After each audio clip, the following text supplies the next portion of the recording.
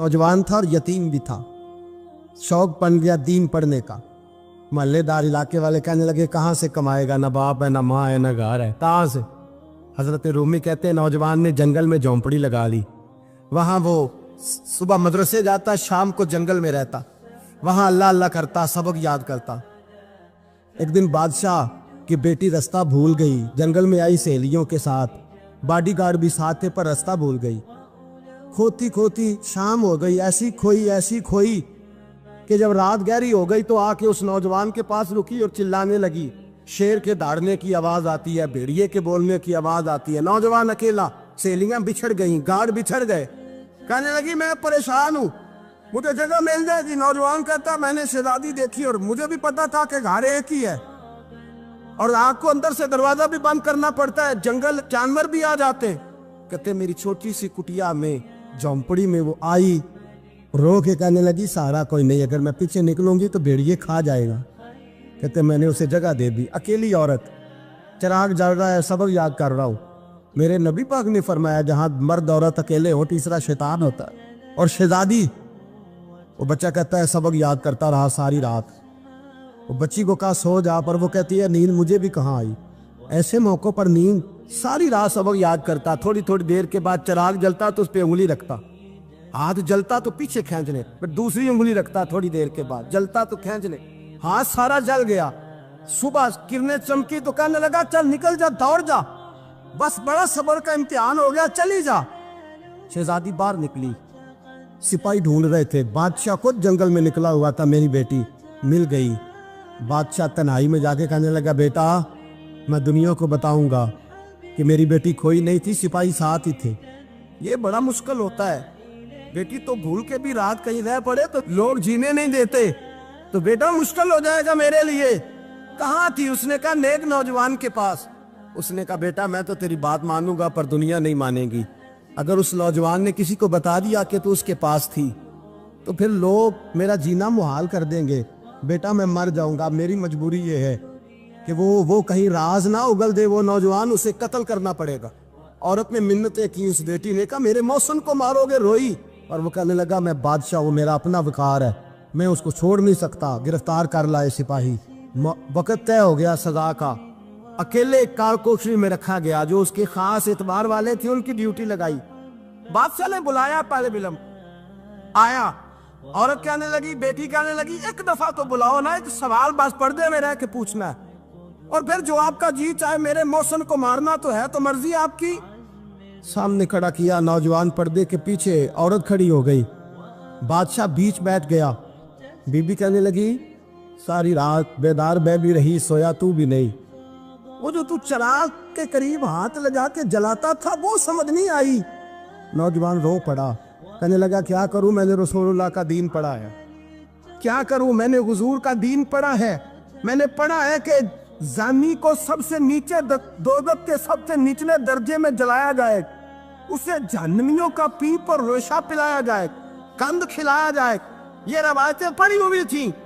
थोड़ी थोड़ी देर के बाद शैतान मुझे कहता था बदकारी कर ले। मैं अपना हाथ उसी वक्त जब शैतान मशवरा देता तो मैं आग पे करता। मैं कहता अगर ये बर्दाश्त हो गई तो वो भी हो जाए। जब हाथ जलता तो मैं समझ जाता नहीं तुझसे तो ये नहीं बर्दाश्त होती तो वो कैसे होगी। फिर मुझे शैतान मशवरा देता कोई देख नहीं रहा तो बुलाने नहीं गया, खुद आई, मैं दूसरी उंगली लगा देता। मैंने हाथ जलाया और मैं समझ गया जब छोटे से चिराग की इतनी सी शमा की आग नहीं बर्दाश्त होती तो दोज़ख कैसे बर्दाश्त होगी। कहता मैं बाज आया। बादशाह ने ये कहानी सुनी, लफ्ज सुने तो चीख मार के रोया। कहने लगा तालिब इल्म तू तो मेरे नबी का सच्चा गुलाम है और मेरे रसूल के जो सच्चे गुलाम होते हैं उन्हें फांसियां नहीं दी जाती, उन्हें तख्त पर बिठाया जाता है। अब तुझे सजा नहीं होगी बल्कि मैं अपनी बेटी का निकाह तेरे साथ करूंगा और मेरे बाद इस सल्तनत का बादशाह भी तू ही बनेगा। अब वो नौजवान वहां नारे लगा रहा है, कहता लोगों तुम मुझे कहते थे दीन से क्या मिलता है, दीन से तो अल्लाह तख्त व ताज भी अता फरमा देता है। अगर नौजवान शर्मो हया वाले बन के रहे अल्लाह सारी इज्जतें दे देगा। देखे ना अल्लाह के फजल से इज्जत मिलती है और जब कोई इज्जतदारों जैसा काम ही ना करे। एक बात और अर्ज करनी है पर वक्त थोड़ा रह गया।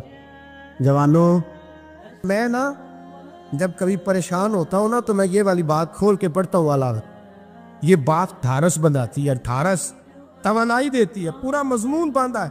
اعلیٰ حضرت کہتے ہیں بہروپیہ تھا, مداری, روپ بدل بدل کے دکھایا کرتا تھا, بادشاہوں سے انعام لیتا تھا.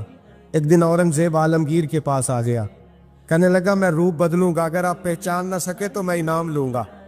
آپ نے فرمایا میں کوئی ایسے ویسا بادشاہ نہیں, کہا مجھے دھوکہ دینا مشکل ہے. کہا نہیں میں روپ بدلوں گا. حضرت اورنگزیب عالمگیر بڑے نیک بادشاہ گزرے, بڑے پرہیزگار. وہ بہروپیہ کہنے لگا میں روپ بدلوں گا, آپ نہیں پہچان سکیں گے. فرمایا چل جتنا تیرے اندر زور ہے لگا لے. حضرت نے اعلان کیا کہ میں نے فوجی بھرتی کر دیں, 2 ماہ کے بعد ٹیسٹ ہوگا. وہ 2 مہینے دوڑتا رہا, رنگ روپ بناتا رہا, آیا ٹیسٹ دینے, 2-3 سپاہیوں کا امتحان لیا. اس کی باری آئی تو 10 روپے دیے, کہنے لگے تیرے آنے جانے کا کرایہ میں نے تجھے پہچان لیا ہے.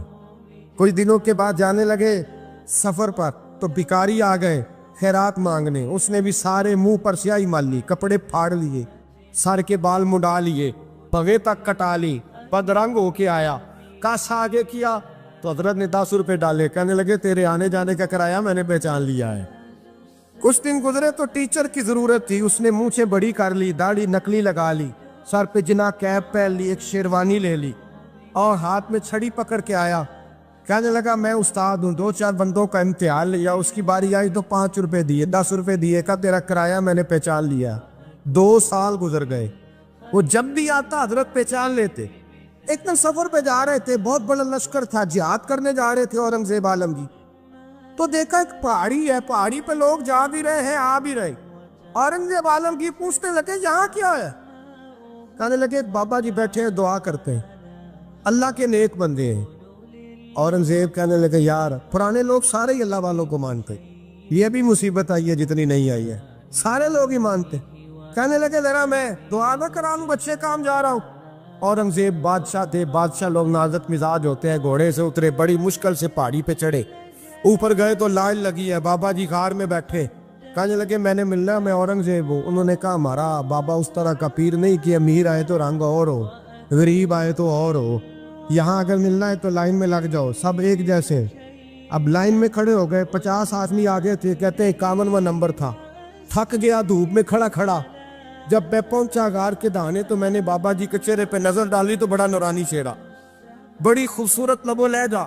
میں نے کہا میرے جیسا آدمی بھی پگڑی باندھ لے تو اچھا لگنے لگ جاتا ہے, بڑا خوبصورت انداز. کہتے ہیں میں ان کے پاس اتحیات کی حالت میں بیٹھ گیا. میں نے کہا حضور میں جا رہا ہوں جہاد کرنے, دعا کرنا. بزرگوں نے ہاتھ اٹھائے, اللہ اس کی مدد فرما, دین کو غلبہ عطا فرما, اسے دین کا سچا پکا سپاہی بنا.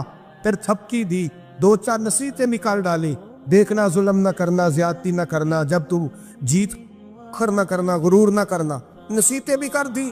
کہتے ہیں اب جب میں اٹھا تو 2-4 دینار بطور نذرانہ مسلح کے نیچے رکھے, اور الٹے قدم جب میں غار سے اترا انہوں نے رومال جھاڑا اور اٹھ کے کھڑے ہو گئے. کہنے لگے آج نہیں تو نے پہچانا, آج نہیں تو نے پہچانا, میرا انعام بنتا ہے, آج نہیں پہچانا, لا پیسے.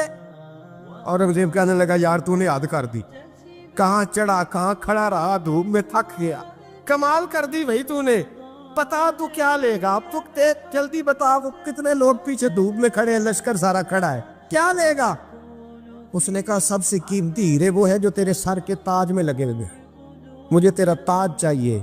او بھائیو سننا اور یاد رکھنا, میرے اعلیٰ حضرت کہتے ہیں بادشاہ نے سر کے اوپر سے تاج اتارا, بہروپیے کے قدموں میں رکھا اور کہنے لگے یہ لے, اور یہ تو تیرا مانگنے پر میں نے دیا ہے نا, میں واپس آتا ہوں تو آنا میں اپنی مرضی سے بھی تجھے دوں گا. تو نے اورنگزیب جیسے بندے کو دھوکہ دیا, آنا میں اس وقت بھی دوں گا. وہ دے کر بس بات ختم ہو گئی, حق ہو گئی. دے کر کہتے ہیں جب میں پلٹا نا واپس, بہروپیے نے آواز دی بادشاہ ٹھہر جا. تو میں نے پلٹ کے دیکھا تو کہنے لگے یہ اپنا تاج لے جا, اٹھا اور لے جا. میں نے کہا 2 سال بیت گئے تجھے محنت کرتے, آج قابو آیا تو لے جاؤ. کہنے لگا لے جا, مسئلہ سمجھ میں آ گیا. میں نے کہا مجھے بھی تو سمجھانا. کہتے ہیں وہ پھوٹ پھوٹ کے رویا, اس کی آنکھیں برس پڑی, سیلاب کی طرح آنسو بہہ نکلے, تڑپا اور رو کے کہنے لگا بادشاہ میں نے جھوٹ موٹ رسول اللہ کی غلامی اختیار کی تھی, جھوٹ موٹ کی داڑھی, جھوٹ موٹ کی پگڑی, جھوٹ موٹ کا فقر, میں نے جھوٹ موٹ نبی پاک کا لباس پہنا ہے, تو تیرے جیسے بادشاہوں کے تاج میرے قدموں میں آ گئے ہیں. اگر میں سچ مچ رسول اللہ کا غلام بنوں گا تو اللہ کیا کچھ عطا فرمائے، اللہ کتنی نعمتوں سے نوازے۔ میرے اعلیٰ کیا فرماتے ہیں؟ اعلیٰ حضرت فرماتے ہیں فرشتے بھی کرتے ہیں تعظیم میری۔ کون جی؟ اللہ ایسا عقیدہ بھی کم ملے گا جو بریلی کے امام کا عقیدہ ہے، ایسا بھی کم۔ کہتے ہیں فرشتے بھی کرتے ہیں تعظیم میری۔ کیوں؟ فرمانے لگے فدا ہو کے ان پر یہ عزت ملی۔ بغداد کے ایک درویش عالم تھے، تو وہ جب بھی نماز پڑھاتے نا تو کسی تاجر کی 2 بیویوں کے بارے میں دعا مانگتے۔ توجہ ہے میری بات پر؟ نماز پڑھاتے تو کہتے اللہ اس تاجر کی 2 بیویوں کو اپنی خاص رحمتیں عطا فرما۔ ایک دن لوگ ان کے گرد اکٹھے ہو گئے، کہنے لگے بابا جی بتائیں تو صحیح وہ بیویاں کون تھی جن کے لیے آپ دعا مانگتے؟ تو فرمانے لگے میرے شہر کا ایک تاجر تھا، بہت بڑا تاجر تھا، مالدار تھا پر بے اولاد تھا۔ اسے بغداد سے ملک شام جانا پڑتا تھا تجارت کرنے، اور کئی مہینے اسے شام کے ملک میں رہنا پڑتا تھا۔ اس نے اس طرح کیا کہ وہاں بھی ایک شادی کر لی۔ توجہ ہے نا میری بات پر؟ کیا کر لیا اس نے؟ دوسری شادی کرنا مرد کے لیے جائز ہے، تیسری کرنا بھی، چوتھی کرنا بھی بھیا کے وقت، مگر اگر انصاف کر سکے تو۔ اگر چاروں میں ہم نہ آدھا مسئلہ سنتے ہیں اور آدھا ہی بیان کرتے ہیں، اگر انصاف نہ کر سکے پھر اس کے لیے 4 جائز، پھر وہ ایک ہی رکھے گا۔ تو عزیز دوست دوسرا نکاح کر لیا، شادی ہو گئی۔ اب وہ وہاں کچھ زیادہ وقت گزارنے لگا، مالدار آدمی تھا، بیوی کو مکان بھی لے کے دے دیا۔ اب وہ دیر سے آتا واپس، اور جب آتا بھی تو اس کے وہ والے انداز نہ ہوتے جو پہلے ہوا کرتے تھے۔ اب بیوی سے بڑا جاسوس بھی کوئی نہیں ہوتا، اس کو تو پہلے پتہ چل جاتا ہے کہ ماجرا کیا ہے، اسے بڑی خبر ہوتی ہے۔ تو اس نے محسوس کر لیا کہ بدلے بدلے سے میری سرکار نظر آتے۔ وہ کہنے لگی اب کہ جب آتا جاتا ہے تو اس کے حالات کچھ بدلے بدلے سے ہیں، ماحول کچھ اور ہے۔ اس نے ایک بوڑھا آدمی جو اس کا عزیز بھی تھا اور سمجھدار بھی تھا اس کو تیار کیا، کہنے لگی اب کہ جب ملک کے شام جائے نا تو اس کا پیچھا کرنا اور خبر کرنا کہ کہاں رہتا ہے، کہاں جاتا ہے، کیا کرتا ہے۔ وہ بوڑھے بزرگ جو تھے وہ خاتون کے کہنے پر کچھ اس نے کرایہ بھی دیا۔ وہ اس تاجر کے پیچھے گئے اور واپس آ کے خبر دی، کہنے لگے کہ یہ تو 2-3 سال بیت گئے، اس نے وہاں بھی شادی کی ہوئی ہے، تجھے بتایا ہی نہیں۔ بیوی بڑی سمجھدار تھی، حوصلہ مند، زیرت، اس نے شور نہیں مچایا۔ اس نے کہا کہ میں نا اب جب آئے گا نا تو طریقے سے بات کروں گی اور پوچھوں گی کہ ایسا کیوں کیا، اور یہ بھی اس نے آ کے بتایا کہ اگر تیرے ساتھ نکاح کے بعد اسے اولاد نہیں ملی تو اولاد وہاں بھی کوئی نہیں، یہ مکمل تفصیلات۔ اب جب اس دفعہ خامند آیا تو آتے ہی وہ بیمار ہو گیا، کمزور ہونے لگا۔ اب خاتون نے مناسب نہیں سمجھا کہ آتے ہی دڑام سے میں اس کے سر پر یہ بت یہ ٹھوڑ دوں کہ تو نے نکاح کیا ہوا ہے اور مجھے بتایا نہیں۔ وہ ذرا تسلی میں رہی، کچھ وہ بیمار تھا، حوصلہ رکھا، خدمت کرتی رہی۔ کچھ دن گزرے تو وہ تاجر انتقال کر گیا، فوت ہو گیا۔ اب راز کھل نہ سکا، عدت گزاری، اور جب سارا مال جمع کیا نا تو اشرفیوں کی بوریاں بھر گئی۔ سارا مال اس بی بی کا، 4 بوریوں میں اشرفیاں، 4۔ یہاں تو پیٹ کا دوزخ ہے، معاذ اللہ، بھرتا ہی نہیں۔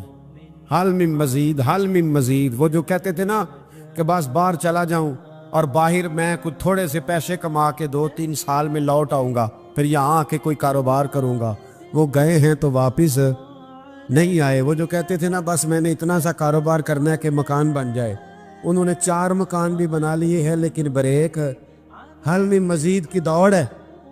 اب 4 بوریاں اس عورت نے چھپائے رکھی، کوئی بندہ نہیں جانتا بغداد میں کہ ملک کے شام میں تاجر کی دوسری بیوی بھی ہے۔ جب وہ فارغ ہوئی تو اس نے اس بوڑھے جاسوس کو پھر بلایا اور 2 بوریاں اونٹ پہ رکھی، خود بھی ساتھ بیٹھی اور ملک شام گئی۔ اللہ اکبر۔ وہ بزرگ کہتے ہیں میں ایسے نہیں دعا کرتا۔ اس کو جا کے کہنے لگی میں اکیلی وارث نہیں ہوں، آدھے کی وارث تو بھی ہے، میں اکیلی وارث نہیں، یہ تقسیم وراثت ہے، آدھی کی وارث تو بھی ہے، تو رکھ اپنے پیسے، مجھے پتہ ہے اس نے نکاح کیا تھا پر مجھے بتایا نہیں تھا، تو رکھ اپنے پیسے، میں تجھے دے رہی ہوں، آدھے تیرے ہیں آدھے میرے ہیں۔ اس نے نظر اٹھائی تو رو پڑی، کہنے لگی نہیں اب یہ سارے تیرے ہی ہیں، اگر تو اللہ سے ڈرتی ہے تو میں بھی رب سے ڈرتی ہوں، اگر تو مصطفیٰ کریم کا کلمہ پڑھتی ہے تو میں بھی اسی نبی کی ماننے والی ہوں۔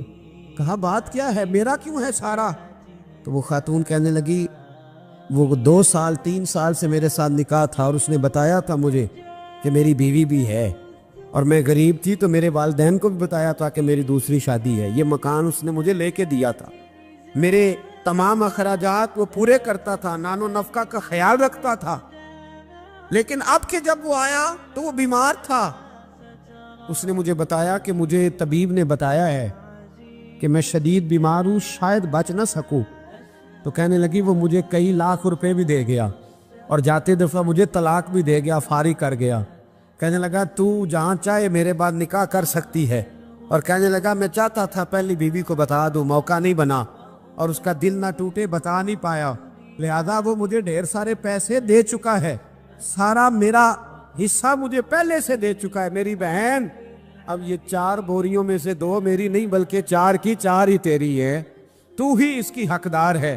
تو بزرگ کہتے ہیں مجھے بتاؤ جن کے اندر اس قسم کے تقوی کی جھلک ہو ان کے لیے ہر نماز کے بعد دعا مانگنی چاہیے کہ نہیں مانگنی چاہیے؟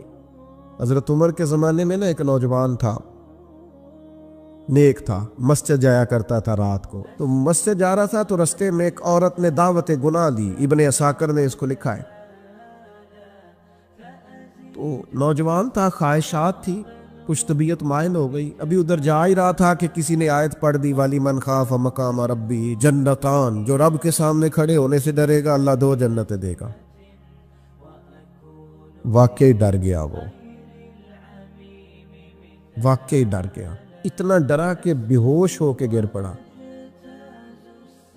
بیماری سے لوگ بے ہوش ہوتے ہیں، پیسے ڈوب گئے بے ہوش ہوتے ہیں، بچے کے غم میں بے ہوش ہوتے ہیں۔ سچ بتاؤ کبھی خوف خدا سے بھی بے ہوش ہوتا کوئی دیکھا ہے؟ ہمارے ہاں تو روز مرہ ہی نہیں ہے بھائی، اور بڑی باتیں ہیں بے ہوش ہونے کی، ڈرنے کی، غش کھانے کی۔ بے ہوش ہو کے گر پڑا، بوڑھے باپ کو کسی نے بتایا بچہ بے ہوش پڑا ہے، اٹھا کے گھر لائے، گھر لا کے کہا بیٹا کیا ہوا؟ نوجوان ہے، چڑھتی جوانی ہے پر پاکیزہ بڑی ہے۔ کہنے لگا ابا جی گناہ کی طرف چلا گیا تھا، پر میں نے آیت سن لی جو اللہ کے سامنے کھڑے ہونے سے ڈرے گا رب 2 جنتیں دے گا، میں ڈر گیا تھا، رب واقعی 2 جنتیں دے گا۔ باپ رو پڑے، ابا جی کی آنکھوں میں آنسو آئے اور کہا پتر اللہ بڑا مہربان ہے، اس کے وعدے سچے ہیں، واقعی 2 جنتیں دے گا۔ اس نے پھر ایک چیخ ماری اور اس طرح کی ماری کہ اس کی روح ہی پرواز کر گئی، روح ہی پرواز کر۔ کشتگان خنجر تسلیم را، عشق کی خنجر سے قتل ہو گئے لوگ۔ صبح حضرت عمر کو پتہ چلا کہ انہوں نے تو رات جنازہ بھی پڑھ دیا، تدفین بھی کر دی۔ جناب عمر فرمانے لگے اتنا نیک نوجوان خوف خدا سے دنیا سے چلا گیا، مجھے کیوں نہیں بلایا میں جنازہ پڑھتا؟ فاروق اعظم فرما رہے ہیں میرا شوق تھا میں اس کا جنازہ